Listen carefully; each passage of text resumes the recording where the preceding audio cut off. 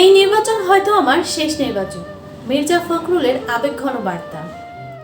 আসন্ন জাতীয় সংসদ নির্বাচনকে কেন্দ্র করে বিএনপি মহাসচিব মির্জা ফখরুল ইসলাম আলমগীর জানিয়েছেন, এটি হয়তো তার জীবনের শেষ নির্বাচন হতে পারে।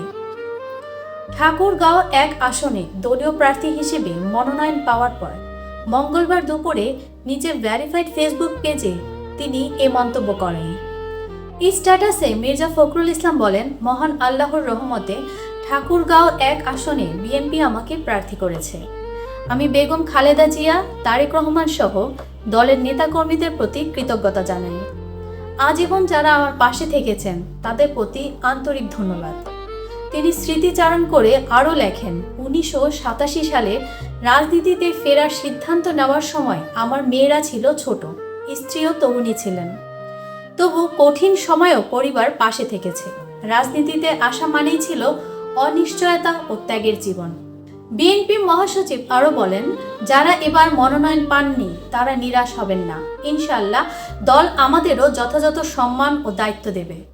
আমাদের লক্ষ্য দেশের মর্যাদা পুনরুদ্ধার করা। শেষে তিনি সবাইকে দলের জন্য দোয়া করতে আহ্বান জানায় এবং বলেন, আমরা সবাই মিলে মানুষের পাশে থাকব ও দেশকে এগিয়ে নিয়ে যাব ইনশাআল্লাহ।